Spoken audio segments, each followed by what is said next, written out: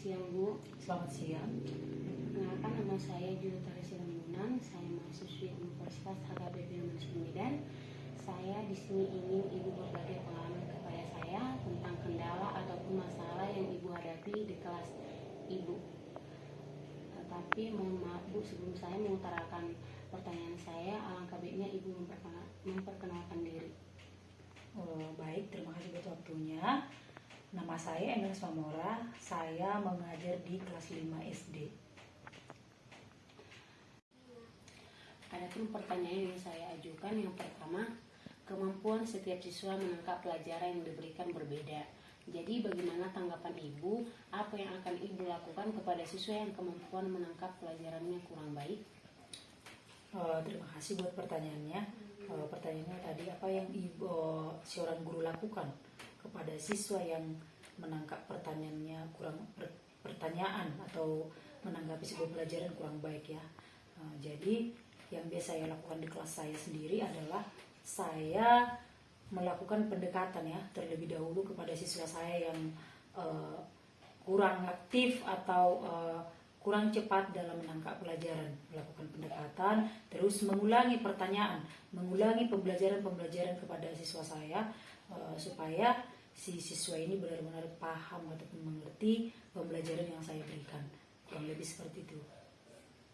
Terima kasih Bu atas jawabannya. Pertanyaan yang kedua, apa yang menjadi permasalahan Ibu dalam proses perkembangan kognitif dan perkembangan emosi anak? Baik, terima kasih buat pertanyaannya. Yang pertama, banyak sekali permasalahan ataupun kendala-kendala yang saya hadapi di kelas. Seperti dalam konteks kognitif ya, berarti kemampuan si siswa ini. Ada kemampuannya yang benar-benar mampu dalam belajar, ada yang sama sekali tidak mampu. Jadi dalam hal ini saya sebagai guru kelas harus mampu mengenali si siswa saya bagaimana kemampuan kognitifnya. Nah, yang kedua, kemampuan emosi ya.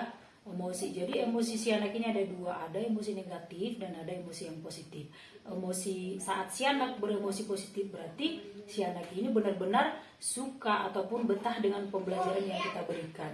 Terus saat si anak ini beremosi negatif berarti si anak ini kadang jenuh dengan pelajaran, tidak suka dengan pembelajaran yang guru sampaikan. Nah, jadi seorang guru harus benar-benar mengerti tentang kemampuan si siswa kita tersebut. Kurang lebih seperti itu. Terima kasih Bu atas jawabannya. Selanjutnya pertanyaan yang ketiga, bagaimana peran orang tua dalam perkembangan peserta didik? Apakah orang tua pernah bertanya kepada Ibu mengenai perkembangan kognitif dan perkembangan emosi siswa? Menurut yang saya alami, ada ya. Sampai saat ini ada orang tua yang peduli dengan perkembangan kemampuan anaknya sendiri. Jadi yang saya alami di kelas bahwa perkembangan kognitif seorang anak ini sangat berpengaruh terhadap kemampuan emosionalnya juga.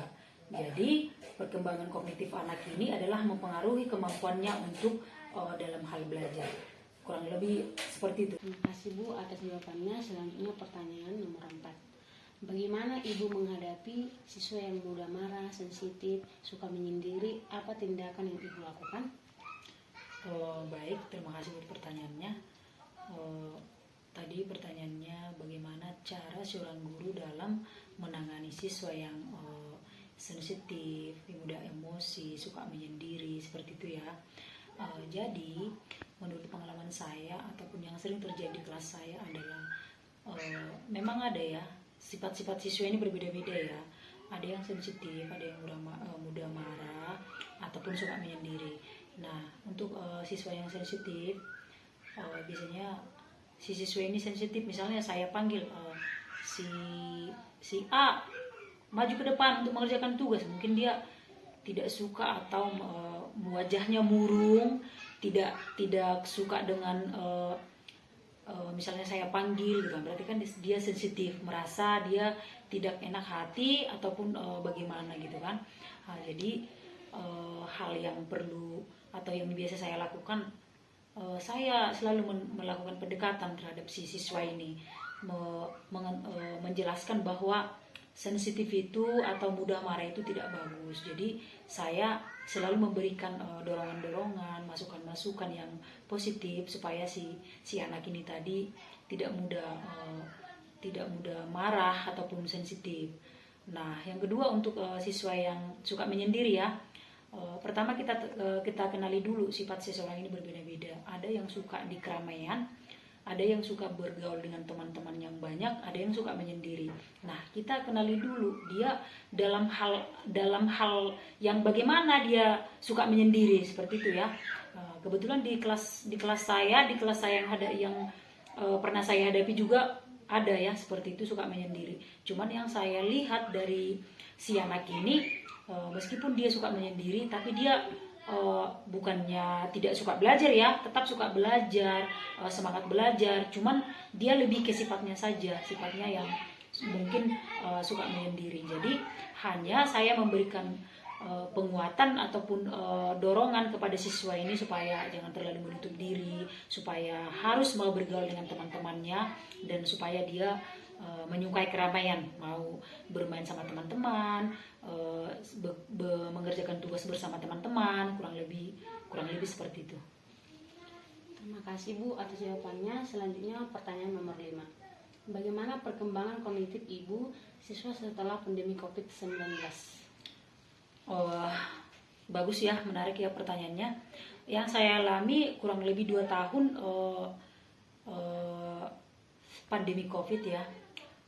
Jadi perkembangan siswa dari sebelum COVID dengan masa pandemi COVID sangat jauh berbeda ya. Otomatis dalam konteks kognitif ini kemampuan si siswa ini sangat menurun drastis. Yang biasanya si siswa mau belajar membuka buku, rajin membaca, sekarang setelah pandemi tidak masuk ke sekolah ya. Jadi kita melakukan pembelajaran di rumah ataupun BDR ataupun daring ya. Jadi yang saya alami si siswa ini sangat menurun kemampuannya. Yang tadinya si A bisa membaca, setelah pandemi si A ini malah mengenal huruf pun tidak bisa. Jadi sangat bermasalah ya, kendala besar yang guru hadapi di SD dalam masa pandemi ini sangat berpengaruh kepada kemampuan kognitif siswa yang sangat menurun. Kurang lebih seperti itu. Terima kasih Bu atas jawabannya. Selanjutnya pertanyaan nomor 5. Bagaimana perkembangan kognitif Ibu siswa setelah pandemi COVID? Baik, terima kasih buat pertanyaannya. Jadi perkembangan siswa ataupun perkembangan kognitif siswa setelah proses sebelum pandemi ke pandemi ya. Jadi yang saya alami sendiri di kelas saya setelah pandemi, kemampuan anak sangat menurun ya dalam proses belajar mengajar, di mana selama masa pandemi sekolah diadakan libur ataupun belajar dari rumah atau daring. Jadi si anak ini kemampuannya sangat menurun, sangat otomatis menurun, di mana siswa tidak yang pertama siswa tidak belajar bertatap muka lagi ya. Jadi siswa hanya disarankan untuk belajar di rumah. Nah, otomatis si siswa ini belajarnya ataupun kemampuannya menurun. Jadi perkembangan kognitif masa pandemi ini sangat berpengaruh terhadap kemampuan siswa. Kurang lebih seperti itu.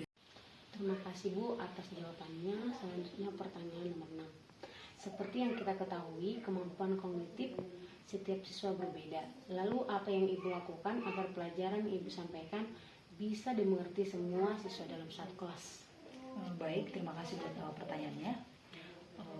Jelas ya bahwa kita tahu jumlah dalam satu kelas itu berbeda-beda. Ada yang 25 sampai 35. Seperti di kelas Ibu sendiri, jumlah siswa kelas 5 adalah 27 siswa.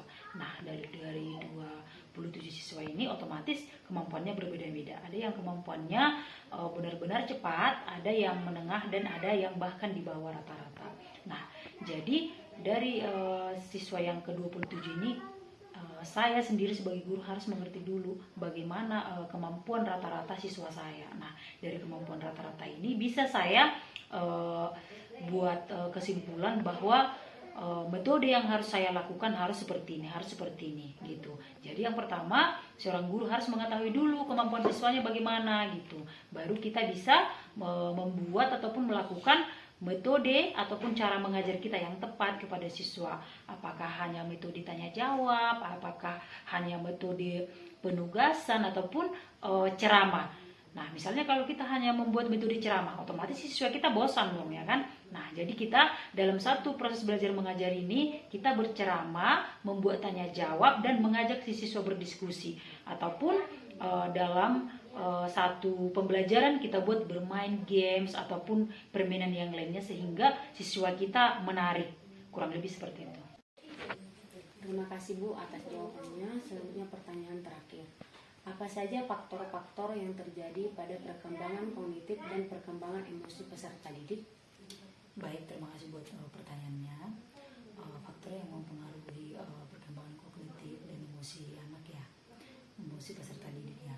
Nah, yang pertama yang mempengaruhi faktor kognitif anak ini ada 2 faktor menurut saya. Yang pertama dari luar dan dalam sekolah. Nah, kalau dari luar sekolah adalah berarti di sini masuk kategori faktor lingkungan ya. Nah, seseorang yang faktor lingkungannya tidak baik akan mempengaruhi kemampuan ataupun kognitif dia sendiri. Nah, kalau faktor dari sekolah, nah kalau sekolah ini mengajarkan yang baik kepada si anak. Baik Bu, terima kasih atas waktu dan penjelasannya. Sebelum saya memberikan solusi, saya ingin mencoba menyimpulkan permasalahan yang Ibu hadapi di kelas. Di mana permasalahan yang Ibu hadapi yaitu bahwa kemampuan siswa belajar sangat rendah dan menurun. Jadi solusi yang dapat saya buat yaitu sebaiknya Ibu menciptakan suasana yang nyaman untuk belajar supaya siswa yang malas belajar itu sangat bisa mengikuti pelajaran yang Ibu berikan dan semangat untuk mengerjakan tugas. Terima kasih. Sekian dari presentasi yang saya buat. Saya ucapkan terima kasih. Baik, terima kasih.